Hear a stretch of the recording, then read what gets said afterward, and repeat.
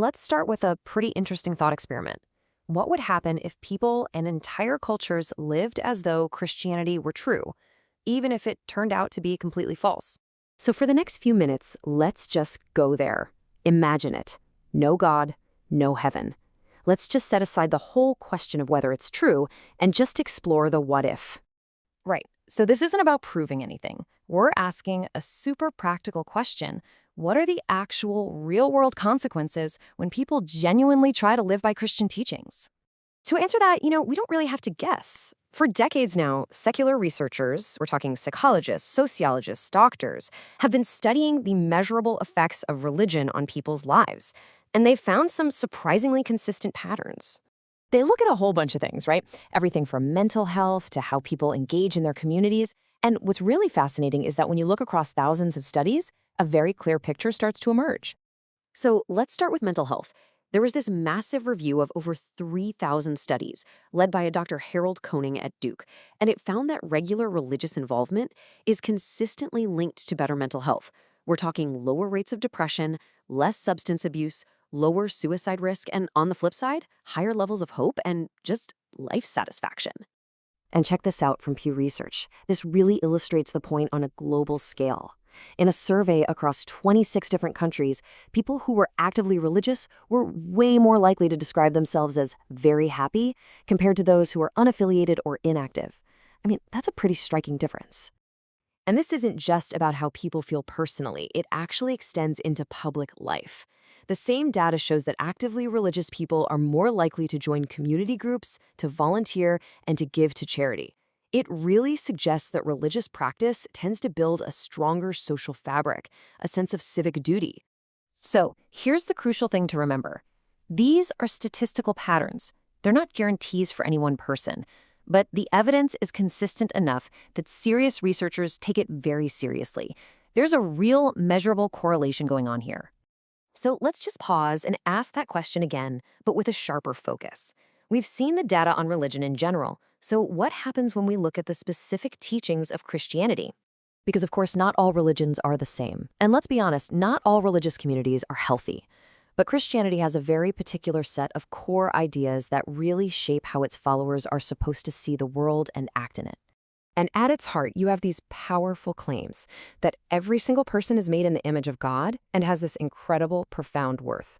That the biggest commands are to love God and love your neighbor, and that this love gets expressed through things like forgiveness, mercy, and a special concern for the vulnerable.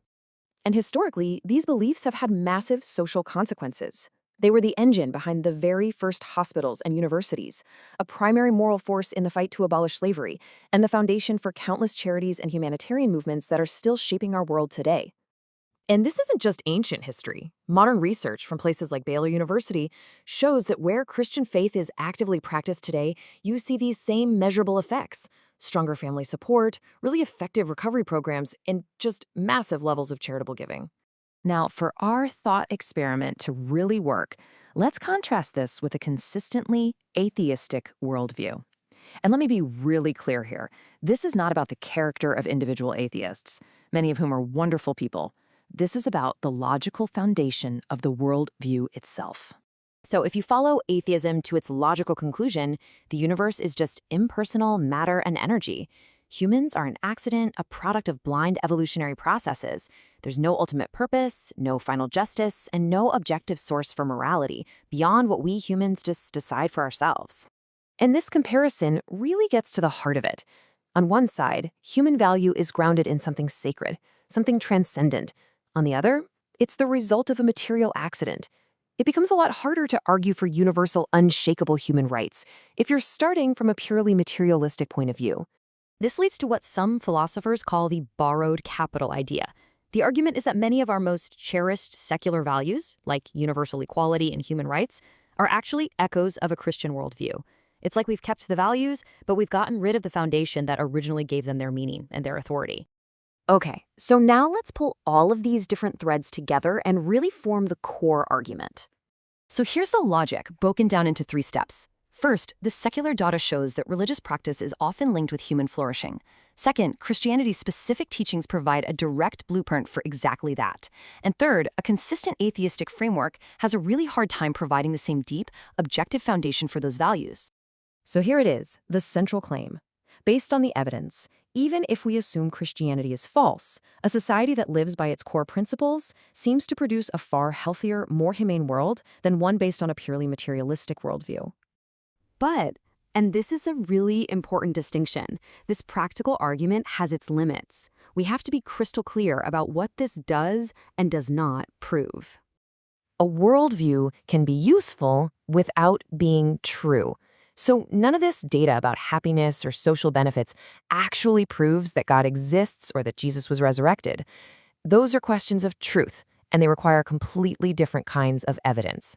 However, if a worldview generates this much good for people and societies, even when you judge it by secular metrics, if it works this well in the worst-case scenario of being false, well, maybe that's a compelling reason to at least investigate whether it might actually be true.